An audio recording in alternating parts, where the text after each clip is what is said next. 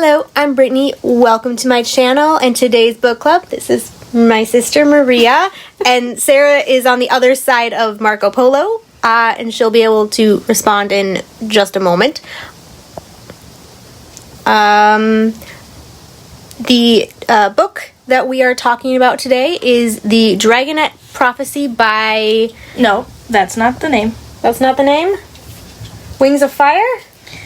Well, it's the Dragonet Prophecy is the series. Wings of Fire is the book. Okay. And then who's the author? Thule T. Sutherland. I only know that because in the book, they say... Well, because I got the audiobook. So they pronounce it. I was like, great. Because if you saw the last video, we didn't know how to pronounce it. No, I'm horrible with names. Well, yes. Yeah. We all are. All right. You did recommend it, but she doesn't want to go first. So, Sarah, would you like to go first? She said not it. I know. Okay, I'll go first. Yeah. Sorry, the dog. I gave it 4 out of 5 stars. We're not doing stars. Sarah, why'd you start stars last time? Actually, I think that was me. I don't know. We've never done stars before. Okay, well, that's a new thing. I'm just like, what the heck, man? I don't rate things. Okay. I thought that the prophecy at the beginning was a little suspect. Like, I don't know if I quite believe in the prophecy, but I believe in the power of it, of like people believing in it within the story. And overall, I say I really enjoyed it. What about you? I think we should have Sarah say hi. Yes, we'll have Sarah say hi now. Hi. And also, yes, I already said not it, so. For a second, I thought you were, like, done with your recap, and I'm like, is that literally all you're going to say about the book? But, okay. Back to you. Yeah, we figured if I went on too long, it would be weird that, so we had you go. Yeah, thing about prophecies, I definitely believe that they are, like this one, very open to different interpretations. Mm-hmm. And this one was definitely interpreted a lot different than obviously you're confused mostly when you read it. Mm-hmm. But it was definitely weird. Yeah. I'll say let's take Harry Potter, okay? One of the huge keys to the Harry Potter stories is that there was a prophecy that made Voldemort afraid of Harry, which is why he went after Harry as a baby. So it was basically, that was a self-fulfilling prophecy. But the way J.K. Rowling introduced the prophecy, or she sowed the seeds for it, was first in The Prisoner of Azkaban, when she had Professor Trelawney, I'm probably not saying the name right, I don't know, it doesn't sound right, do the prophecy about the servant returning to its master, or however it goes, and then it happens. And so what that does is, she does say stuff that's not right, but she does say stuff that is, and so it lays the foundation for when we come across the prophecy in the Order of the Phoenix, we are more inclined to believe it and give it its weight, because the person who is delivering the prophecy has proven themselves, and so we know we can trust it. Whereas I feel like in this one, because it's just right up front, we don't really understand the person who delivered the prophecy, and all of a sudden you're like, prophecy is the first thing. Mm-hmm. And then you're like, okay, so we know that there's a prophecy for something, and then you get introduced to the world, and then you're like, oh, it's like a world basically with dragons as the main, thing. Mm-hmm. Like, I don't know if, Sarah, you read, but Brittany and I read the author's notes at the end, where she said that, most dragon books are from the human perspective. And not just from the human perspective, but usually kind of in a controlling or lording over the dragon, like a dragon rider, where they're more in the master kind of perspective.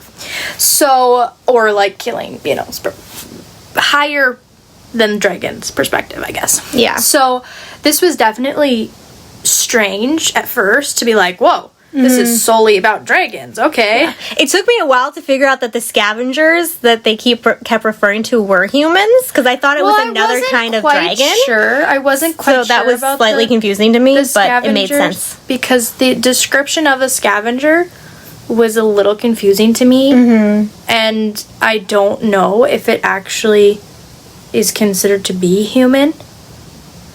Well, I think the way she approached it was that the dragons didn't know, like, how to perceive the humans, and so they just kind of gave the humans their own name. So, obviously, you've already accepted that the scavengers are humans. What I'm saying is, I don't think so. Based on the description that I was given, I don't see them as humans. But I got the feeling that they possibly were. I got the feeling they possibly were. But then the author note at the end, she confirmed that they were humans, I thought. No, she confirmed that there's humans in the world, but they're not. The dragons don't really. They're there somewhere, but the dragons are obviously more of, the hierarchy, I guess. Yeah. And lots of evil queens. Which I thought Which she was even surprised about how many evil queens that she wrote about. Yeah. Which I found interesting. Okay. I so far agree with most of what you said. Like, I was totally surprised that it was a dragon's perspective in a dragon's universe. And like you said, that humans weren't really any consequence. I do think the scavengers are humans.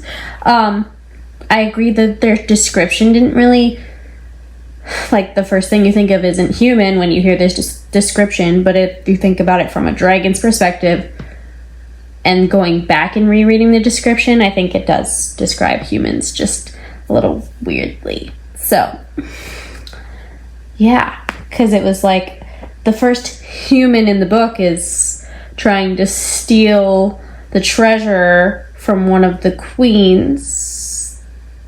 Yeah. And she catches them, or rather, they catch him, I'm assuming. I don't know. And then she catches them catching him. I don't know. Anyway, because they were thinking they found this treasure, and then she's like, no, this is my treasure. But it was very, I would say, refreshing to have that perspective so different, because you do get so many stories where it's humans taming dragons, humans learning to live with dragons, humans interacting with dragons, humans hunting dragons, humans being hunted by dragons. But this is, like, completely different, which is kind of fun. And just, like, yeah, the prophecy setup was a little bit weird. And then the whole accident that led to the prophecy may not be fulfilled, and then you're wondering, okay, so if this prophecy is real, then why did one of the eggs get broken and had to be replaced by something that's not in the prophecy? So it was kind of interesting. I did like this book.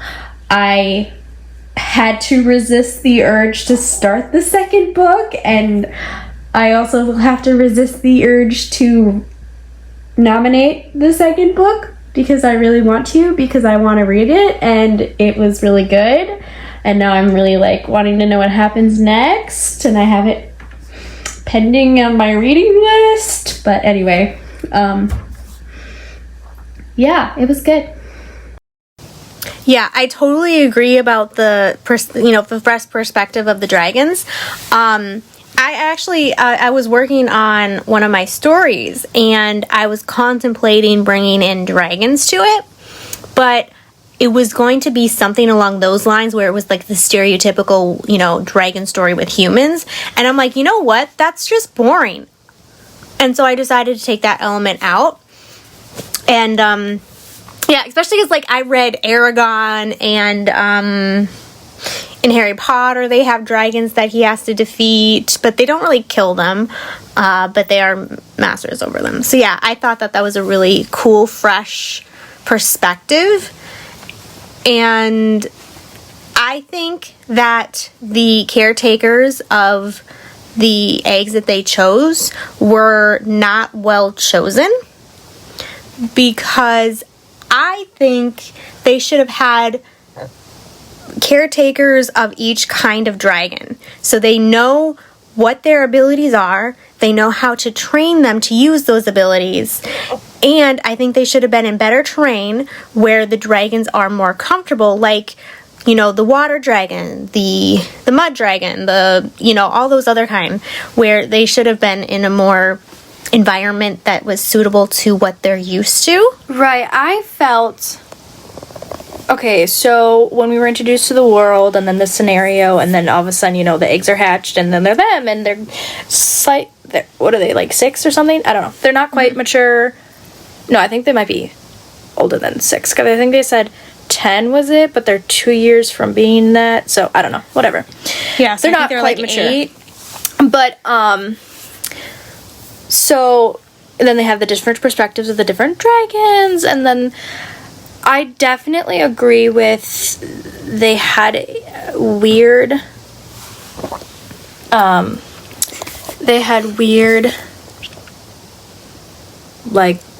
people taking care of them and stuff, and I was confused because they didn't really seem like they liked specifically I can't say her name. The Kara? No, not Kara. Yeah, something like that. I literally, even the dragons, that wasn't actually that close, but it's a C, I think. And, so, I didn't feel like,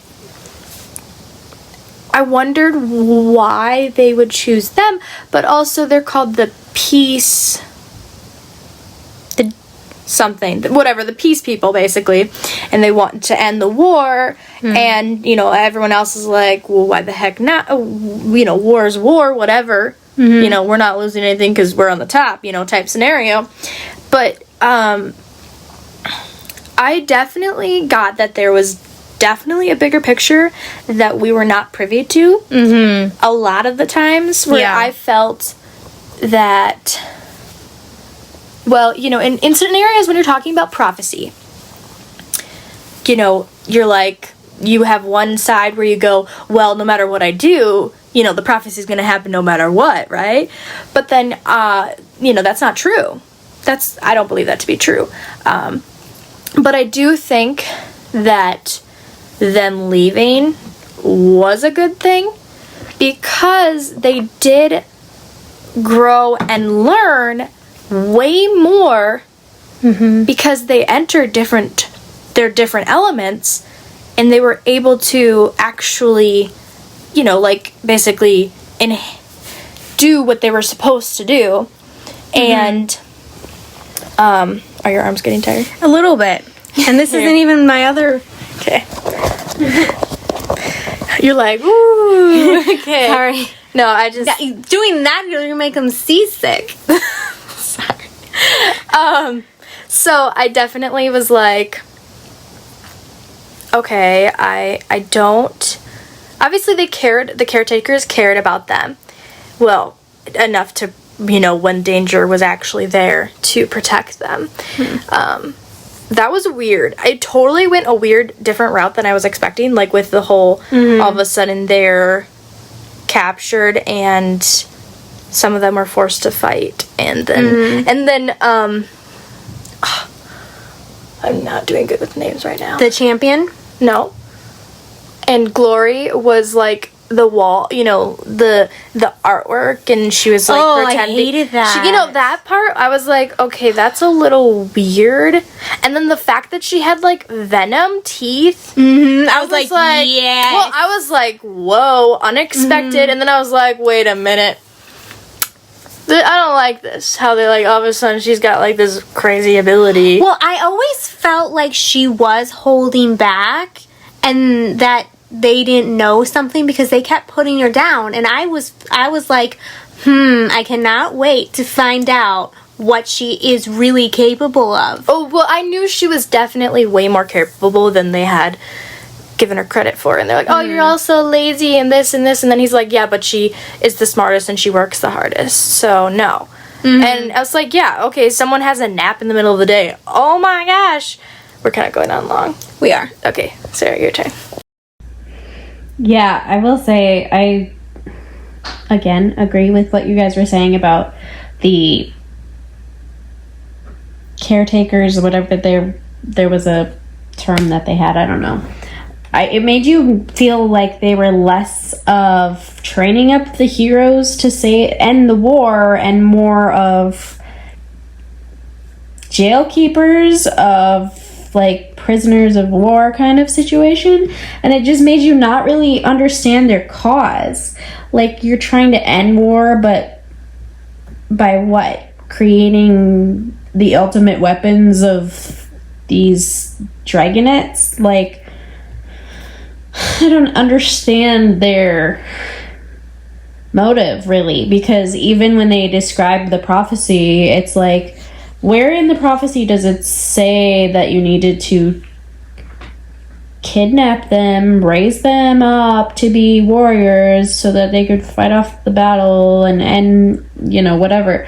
Like, it doesn't exactly say that. So it was super confusing. And then it just made you, like, not trust their side. And you're not, like, obviously ending war is good, but you're not really wanting to side with the peacekeepers either, because they just don't seem good, like the good guys of the story, And then it obviously, you really, really see that when the guy who did the prophecy comes and is like, first of all, who's that chick? And you need to get rid of her. And then all of a sudden they're all like, they don't trust them, and they don't trust him, and so they decide that they have to escape because it's the only way to save their friend. And it's just like, oh my goodness, you really go from feeling like they might be the good guys to these definitely are either really, really misled good guys or not good guys.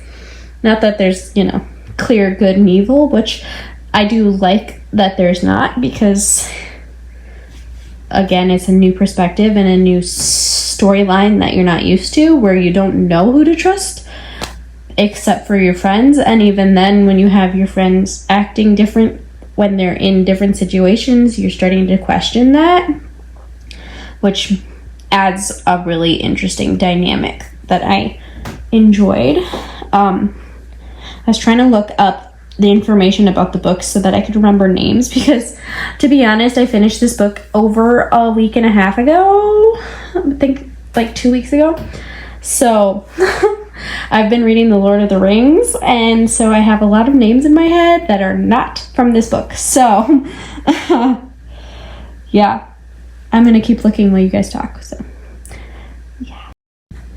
okay, so just as a quick refresher, I'm just going to read the prophecy because it's pretty quick, so I feel like that will help for people watching to understand what's going on and also for us to remember.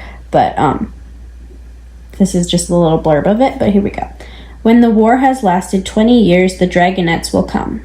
When the land is soaked in blood and tears, the Dragonets will come. Find the sea-wing egg of deepest blue, wings of night shall come to you. The largest egg in mountain high will give you the wings of the sky. For wings of earth, search through the mud for an egg the color of dragon blood.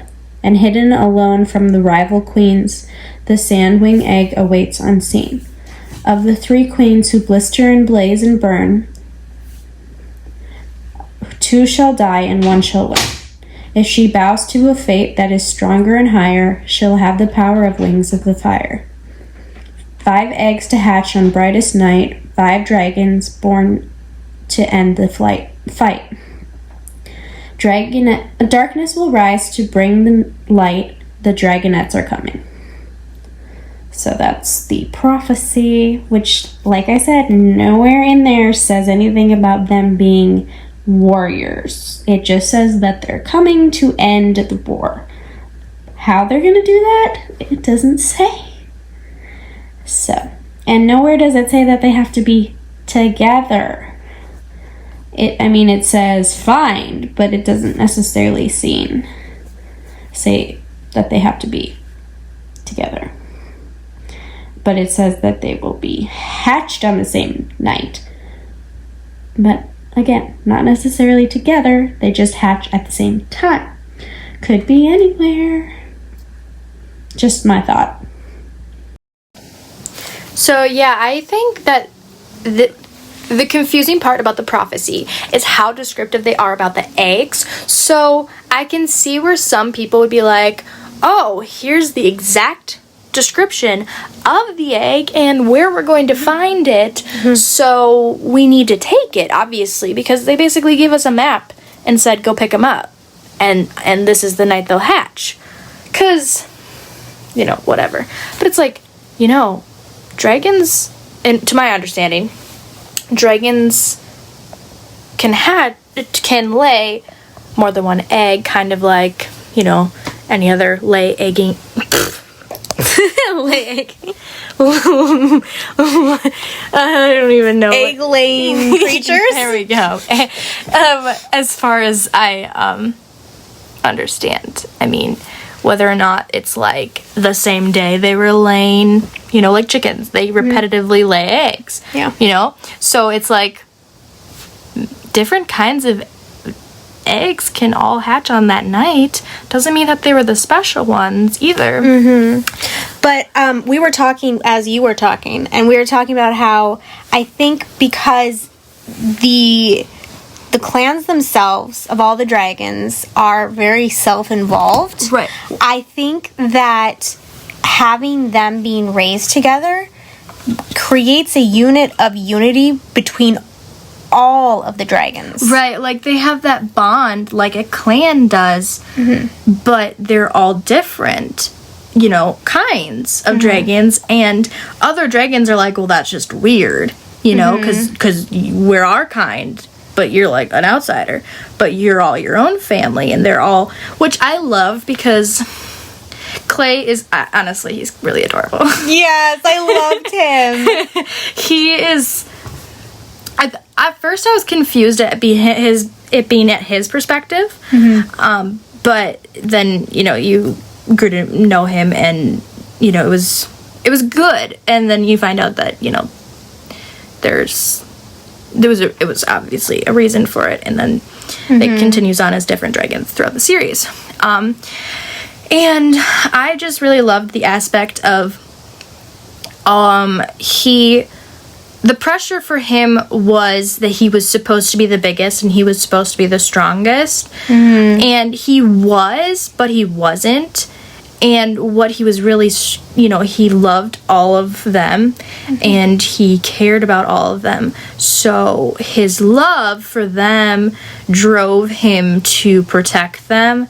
And I love that because even though he may not yet be as big and as strong as he is expected to be, he definitely doesn't let that stop him in the hard times where he needs to be. He's literally like, no, I can't let them fight. I'll go fight, even though he knows he's not a strong fighter. Because he wants to protect them. Which just made me go, oh, you sweet thing. Like, are you laughing at me?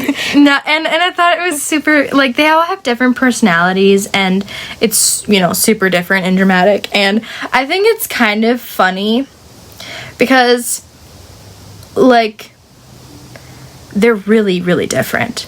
And Sunny is like this happy... Go lucky. Little tiny, but everyone, loves her, and they just want to protect her naturally because, she's tiny and fragile in their mind. And then you have Night Flight. Stars? No, Something? See, like, literally, most of their names. well, they're kind of weird, so it's hard to remember. Yeah. Nights? No. Oh my gosh, this is bad. Especially, I told you I need a refresher, guys. I did. Well, maybe Sarah, because she has the physical book. So we'll kick it to you. Do you know the name? Starflight. I'm interrupting, so I don't know if you'll see it. We stopped because we were like, Starflight. What did I say? I don't know. I said Starry Night or something like that. Now I can't even remember what I said. See, with names like that, Okay, no wonder we can't all right, remember. it's 9 o'clock. It's been a long day, I guess. Yeah. Is an excuse. Well, and then, you have... I kind of got the feeling sometimes of, like, Glory and... Shoot, what's the other one? The night one? Or... No, the only one that's left. The night one was...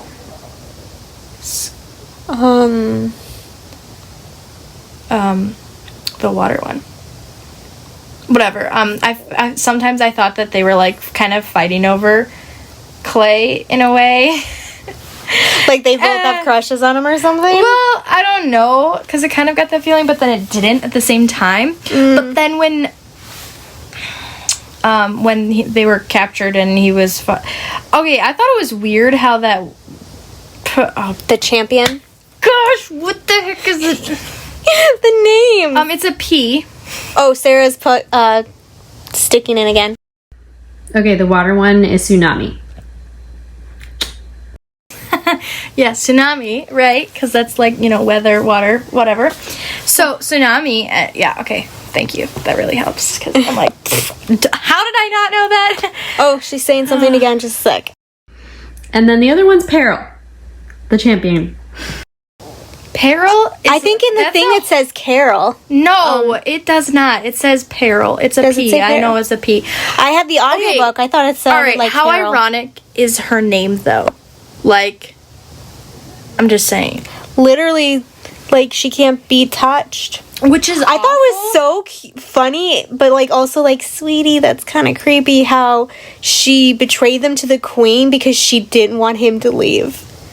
Like, that whole storyline was, like... behind it wasn't sound. I thought it was weird how that even began because, what, Queen Scarlet, was it Scarlet? Yeah. She was like, no, don't go by them because you're gonna go fight them, and then she like went by them anyway, anyway, and then like actually became friends with. I wondered about that too. I'm like, why is she going near him? I'm like, this doesn't make any sense. This is weird. He thought it was weird. Everyone probably thought it was weird. Yeah. And I'm like, yeah. Oh, and then she's like super heartless and like, oh yeah, we'll probably fight. You'll have to lose because I'm a champion and.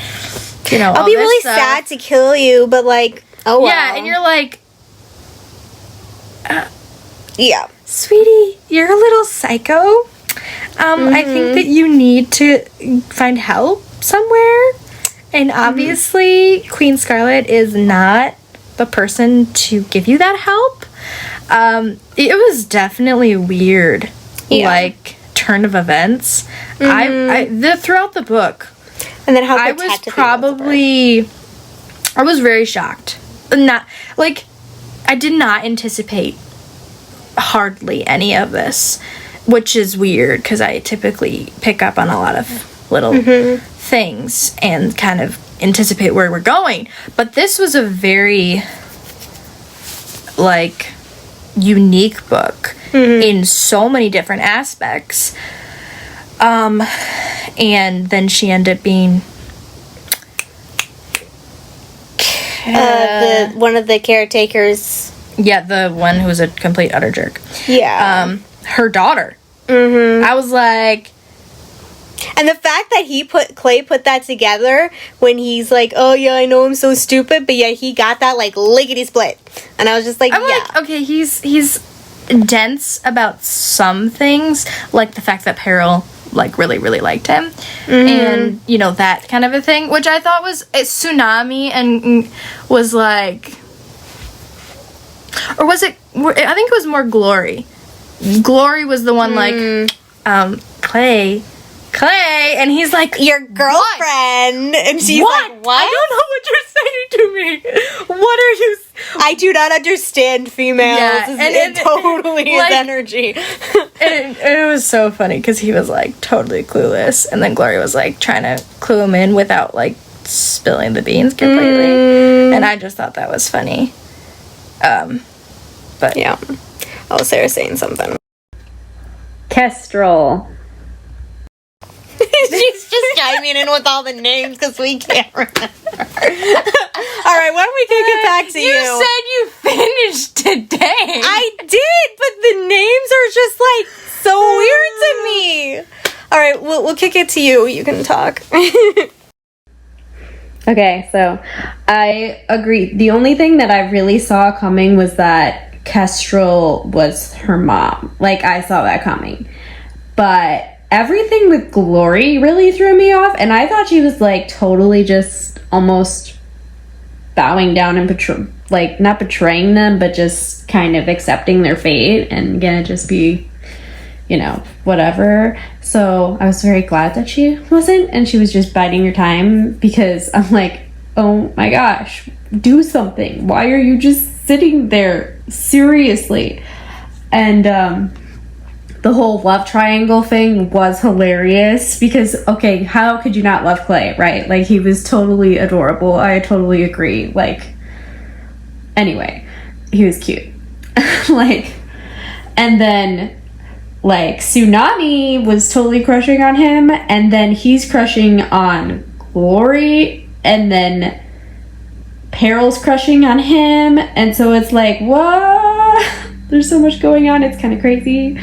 And he's just oblivious and cute but stupid. And then I love how, I hate how when he finds out that his mom never wanted him, and he's like never would have fit in with, you know, his family, and he didn't have a dad, and that was really sad. But then it was so cute how his siblings were like accepting him back but leery, and then he's like, no, I'm gonna, you know, have my own little tribe or whatever you call it with my hatchmates.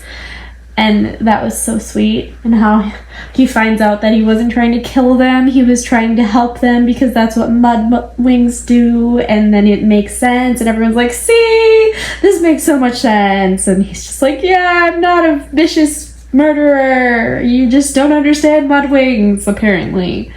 And then, yeah, they just like have their own little family, and he gets to a point where he can close that chapter of his past that he didn't understand or couldn't, you know, didn't remember, obviously, because he was an egg. So, but it was just like he had the closure he needed to be able to fully accept his role as, like, what did they call it? Like the head hatchling, the first hatched. So anyway, I did, I like that part. I did think that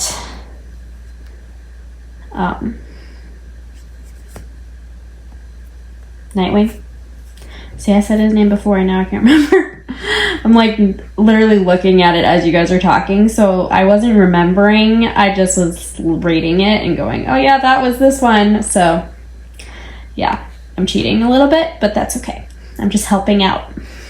But I felt like he sort of betrayed them, and then in the end when, you know, they're talking about how he's got him infiltrated and you're starting to question his loyalty, that part was like, oh my goodness, like that's where I really wanted to read the next book to see what happens with that relationship, because I always felt like he was smarter than them, and just kind of, you know, always felt like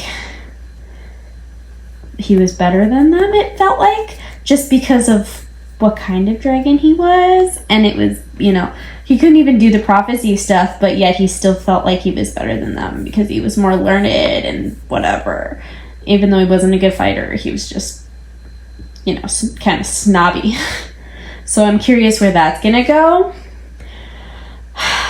And as far as, like, of the 3 queens, who's gonna end up being the chosen one or whatever from the prophecy, if that's even the case, because I almost feel like maybe none of them will be. So anyway, I don't know if I have anything else to say, but it's just, yeah, I want to read the next book and find out what happens. I do want to say that I feel like, okay, the target audience for this book is like middle schoolers, and there was a lot of really kind of graphic, gory scenes, which, you know, as a middle schooler, I would be offended by this next statement, but I feel like it was a little appropriate for the age group. And, but other than that, I think it was really good. Like, okay, even if the scavengers aren't human, but they probably are, the dragons were literally eating them at that banquet. Like, they were snacking on humans. Like, it was roaming around prey, and they were just snacking on humans. So that was a little disturbing. Even if they're not humans, though, they're just, like, creepy. Yeah, a lot of blood, a lot of gore. Even though they're dragons, it's still like, oh, okay. Beheading, blood squirting. I mean, you've got, like, this whole arena where they fight each other. So yeah, it was a little bit gory. So I also saw that they were possibly going to make this into an animated series on Netflix, but then it got canceled. I'm probably thinking it's because it was too gory. I don't know, I'd have to look up, but that was kind of, it wasn't hard for me to listen to because it's just, you know, I read a lot worse right now, but for a middle schooler or the target audience, I think it was a little bit hard.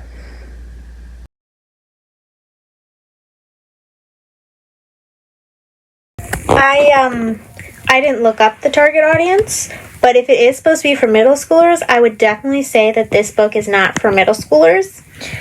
Yeah, I'm not sure what the target audience is either, but Big Wing, Brittany, actually, when you said it, she was like, it's a big wing. FYI. I agree. I thought it was sad how when he met his mom, it was like his world was shattered. And, you know, like, oh, or even Kestrel, how Queen Scarlet forced her in the breeding program. And, you know, that I was like, that's just creepy and sick. Yeah. Like, really? Like, she's this great fighter. Oh, she'll probably produce a great, you know, fighter kid, you know. Or, well, that's how people approach, like, horse breeding and stuff for, like, races. So I think it's kind of along those lines, but I've always thought that that's messed up, too. Yeah, but it's not like they force, you know what I mean? Like, in this sense, it makes it seem, I don't know. I feel like, you know, for horses, it kind of is more of a natural instinct versus I'm not entirely sure what the dragon breeding program is, considering they lay eggs. Yeah. So I'm not entirely sure, but just the fact that she was forced, you know, sounds bad. Yeah. And then she was like, yeah, I don't even know who the heck the guy is, you know?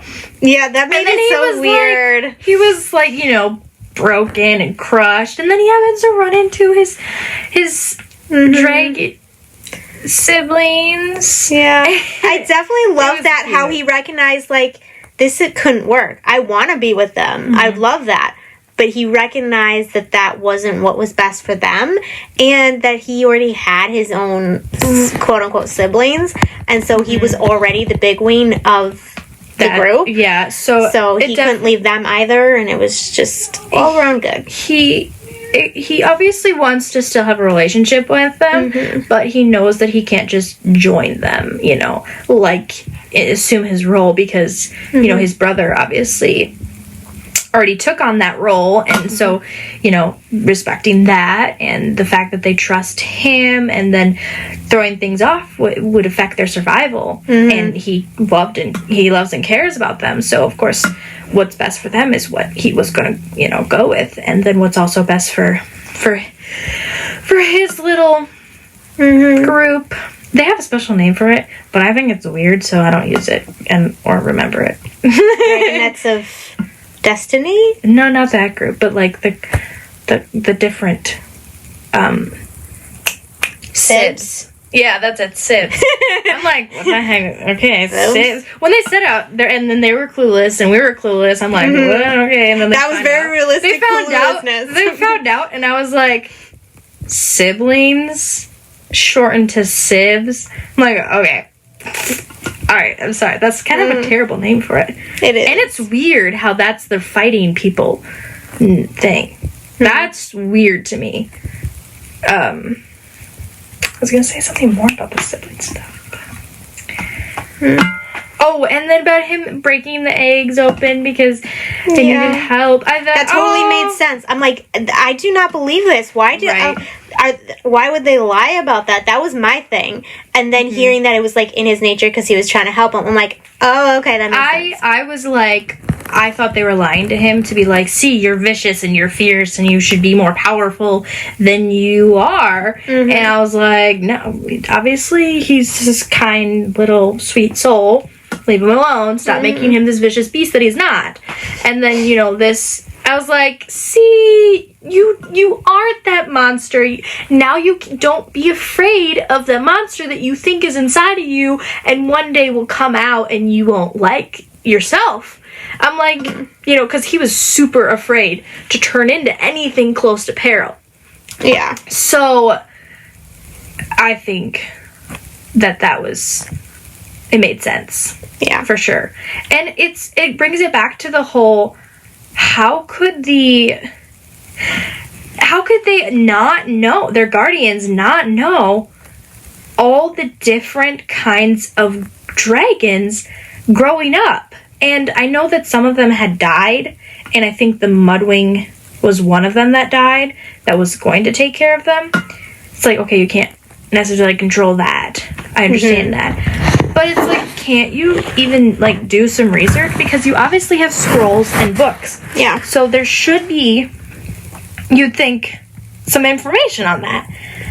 Yeah. It would make training them a lot more effective if they know, like when he was fighting that one dragon, he's like, that's not how Mudwings fight. And he's like, well, I've never been trained that way, so psych! You can't predict what I'm gonna do. Right, and it worked out for his favor, actually. Yeah. But yeah, it definitely... Yeah, it was weird to have that, like, oh, they do this, but they weren't raised that way, so they don't even know. And then they're coming into the world not knowing all these things, and so they have to learn it for the first time. And, them being kind of, in the cave, basically locked away from even their potential, really. Yeah. Then it prevented them from being as great as they could have been a lot sooner. Yeah. Although it could have saved them, it could have not. I don't know. But I do think that they possibly won't be the Dragonets of prophecy in the sense of what everyone thinks. For sure. I think that they will have a role. I don't know if they'll be the sole, people, because I think the influence that they're already having in this, like when they were with the prisoners and they got them to sing, and that kind of gave the prisoners hope. And then when the Night One and the Glory, I want to say, were supposed to fight, and they didn't, and they were kind of just like cut, kind of like what we're doing. We're just like sitting here as sisters. And I know. I think those were cute times when they all like cuddled their tails together, and I was like, oh, they're just And then like the whole arena was just like, wow, this is this is cool. And they saw firsthand the bond that they had, and that, oh, you know what? Maybe we could all be, get along. And so I think in that respect, they're going to do a lot of good, because they're showing that you can make a difference while still being peaceful. You don't have to be vicious, killing monster. And that you don't have to look down on the other types of dragons. That you are all great and that you can all work together. And I think that's really important. I definitely, like, the prophecy, and then all of a sudden they're like, oh yeah, they are them. The whole put on this expectation of everybody. And, when they sang, and they have so much hope, and it's a bar song that everyone knows, and it's just crazy how much hope is in that, and that even, the people who probably won't make it out there alive, unless they're bigger, stronger, better than the champion, which in this case was very, very unlikely. They were basically destined to die, and they knew it. So they had no hope. And then they actually, sang along, showing that they did have a little bit for the Dragonets. And that's very powerful, because prophecies like this is like, it could come true and it could not come true, and some people believe in it, some people don't. But those who believe in it have hope, and sometimes they make decisions that help, and really, like, good things can happen, and they end up, not indirectly actually causing it to happen. You never really know. But just the hope that it brings is pretty powerful, and I think that it will definitely have a big role in the peace movement. Which, obviously, peace is what brings an end to war in this sense, because they're just killing for killing's sake. Yeah. Which creeps me out. Which is horrible, but, I mean, they're dragons. So, it's not like, humane. They have, human instincts. But they're beasts in, it makes sense that they have killer instinct and just kill. And so, that's why some dragons are like, thirst for that blood. And yes, it's pretty gory. Shall we nominate?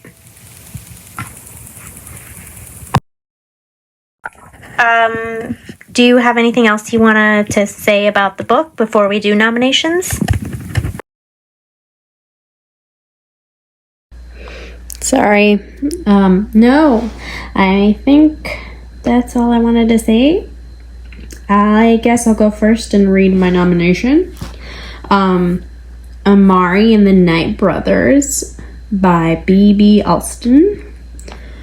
And it is, let's see, description. It's an Artemis Fowl meets Men in Black in this exhilarating debut middle grade fantasy, and the first in a trilogy filled with hashtag Black Girl Magic. And perfect for fans of Tristan Strong Punches a Hole in the Sky and the Percy Jackson series, and Nevermore. Amari Peters has never stopped believing her missing brother Quentin is alive, not even when the police told her otherwise, or when she got in trouble for standing up to bullies who said he was gone for good. So when she finds a ticking briefcase in his closet containing a nomination for a summer tryout at the Bureau of Supernatural Affairs, she's certain the secretive organization holds the key to locating Quentin. If only she can wrap her head around the idea of magicians, fairies, aliens, and other supernatural creatures all being real. Now she must compete for a spot against kids who've known about magic their whole lives. No matter how hard she tries, Amari can't seem to escape their intense doubt and scrutiny, especially once her supernaturally enhanced talent is deemed illegal. With an evil magician threatening the supernatural world and their own classmates thinking she's an enemy, Amari has never felt more alone. but if she doesn't stick it out and pass the tryout, she may never find out what happened to Quentin.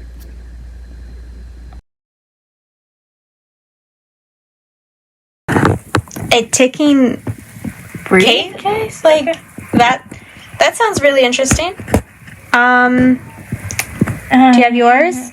Or do you want to hold this while I do mine? Okay. I have to use my iPad because my phone died. So it's kind of big and clunky.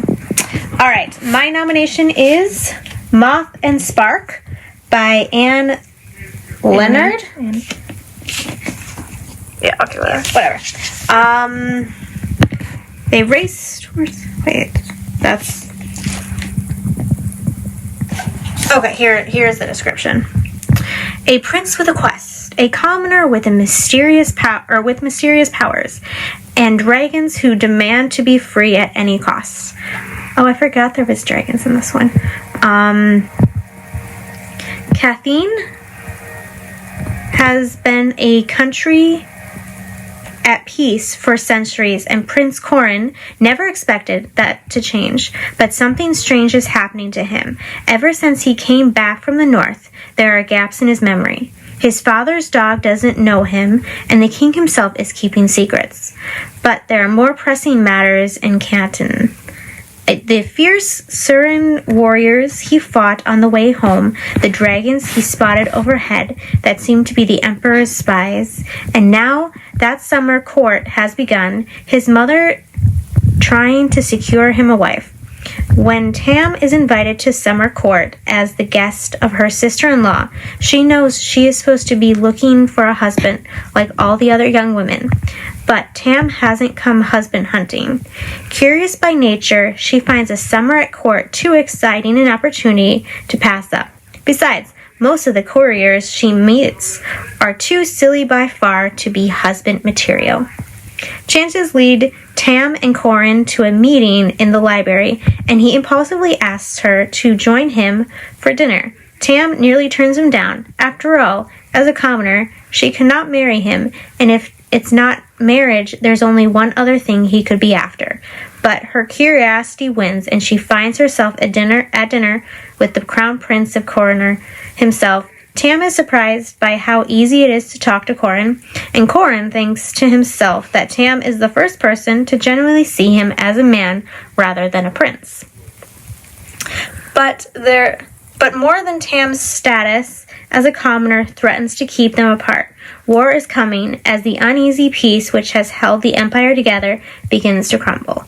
The dragons, the firekeepers, want Corin to free them from their bondage. But no one, not the dragons nor the riders, know what holds them. Tam's recent discovery that she's a seer could prove the key to unlocking the secrets of the firekeepers, but only if she can master her power. When the attack comes, Tam and Corin must flee. Now, all they have to rely on are their wits, a rogue dragon rider, a village of wizards, and each other. In this sparkling, imaginative debut, Anne Leonard introduces readers to a vibrant world filled with magic, sorcery, and dragons, and a love story they won't soon forget. I totally forgot there were dragons in that one. How did you forget there were dragons in that one? I don't know why. It's been a while since I've read the synopsis, okay. I guess.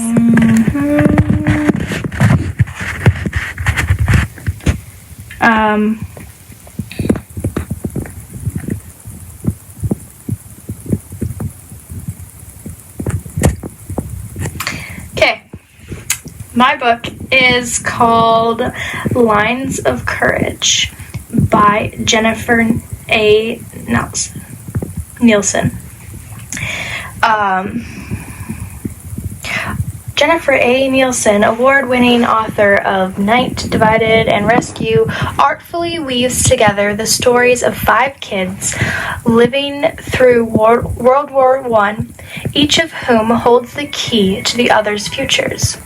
If they are lucky and brave enough to find each other, World War I stretches its cruel fingers across Europe, where 5 young people, each from different backgrounds and nations, face the terror of battle.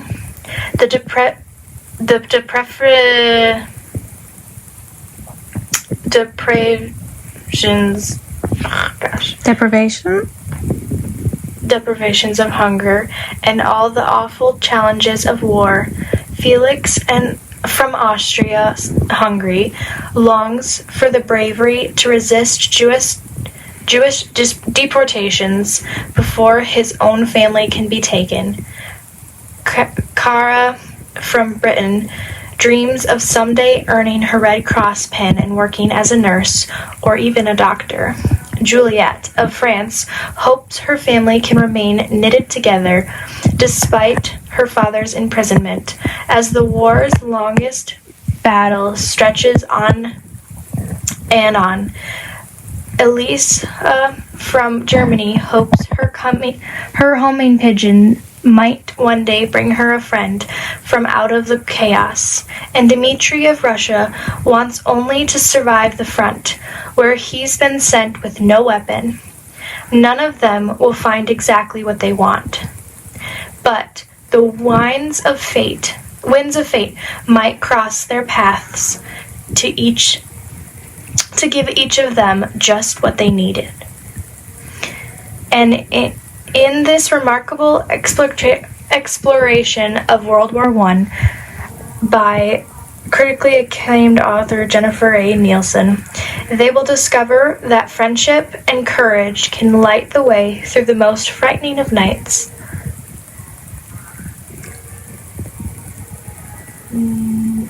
Yep. They both sound so good. It's hard to...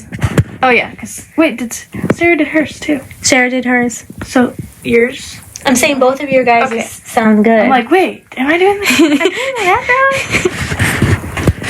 doing who wants to vote first? Isn't that always the who votes first and then who votes last too? I think no matter what order, it's always hard. Yeah. Because the first person to go has the most freedom, but they don't want to pick theirs exactly because it sounds selfish. But then the second person's like, ooh, if I agree with them, then the third person doesn't actually get a choice, or that kind of, or it's a tiebreaker at the end. Oh, I know, it's so dramatic. See, they're all important. Yeah. And unique and different. So yours sounds really good, but it also sounds very sad. It does sound very sad. I'm like, I don't know if I need to cry right. I know, I was skeptical, and I was like, but nothing else sounded like that was really, whatever. So I read this, and I'm like, I think that, I read about war and all that stuff just because this war was, actually real versus, fantasy, I think is what, is the difference. That's what makes it so hard, because that it's a fictionalized story, but it's real. It's real because that this sort of thing did happen. Right. And so that's hard. I think I will cast my vote for Sarah's, because the supernatural Men in Black-esque, I don't know. I don't usually read that type of stories with supernaturals, like werewolves and all that kind of stuff. I do, with magic, obviously, but yeah. So that's my vote. Maria? I think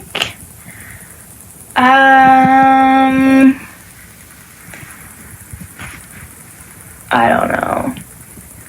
Should we kick it to Sarah? Maybe. Okay. Kick. See if she knows. Yeah, I kind of want to vote for my own this time. No offense, but I really don't want to read about the war right now. There's just I do read historical fictions all the time that are based off of history, but it's just been something I can't get into right now for some reason, because it's just I feel like current events are echoing the tragedies of the past too much, you know, if that makes sense, where it's just like, I feel like we're living not wartime, but yet yes, you know, and it's just like, I don't want to, like, I don't even want to watch the news right now, so I don't really want to read books that make me feel like, okay, the past was bad, the future's bad, the present's bad, everything's just bad, and, you know, it's just kind of too depressing. So yeah, I'm gonna vote for my own book, because to be honest, I literally did not even like prepare in advance. I was just quick like searching through and like, oh, that sounds good. But it stuck out to me because it was like, you know, aliens and just like different kind of fairies and all that kind of stuff. And I like that kind of stuff. And Artemis Fowl is one of my favorites. So that's my vote. Sorry, Maria, you don't get a vote, but you did have a chance, so I don't feel too bad, because like you said, the voting thing, it can be kind of just, it's just stressful and dramatic. So no tiebreakers tonight. Okay, what was the book's name again? And by who? I can't remember.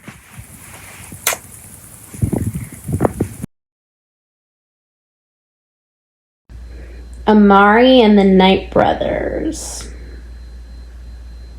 I don't. Let me look. Hold on. By. Give me 2 seconds. My iPad's really slow. B.B. Alston, spelled Alston. Switch it around so you can see. There you go. That's helpful. I feel like pictures are helpful. If you can actually see the picture, it's kind of blurry. Yeah, we can kind of see it. Pictures are definitely helpful. I did not. I did. All right. So that is the book for this next week. Thank you for joining us. I hope you enjoyed our book club this week, and we hope to see you next time. Bye. Bye. Bye.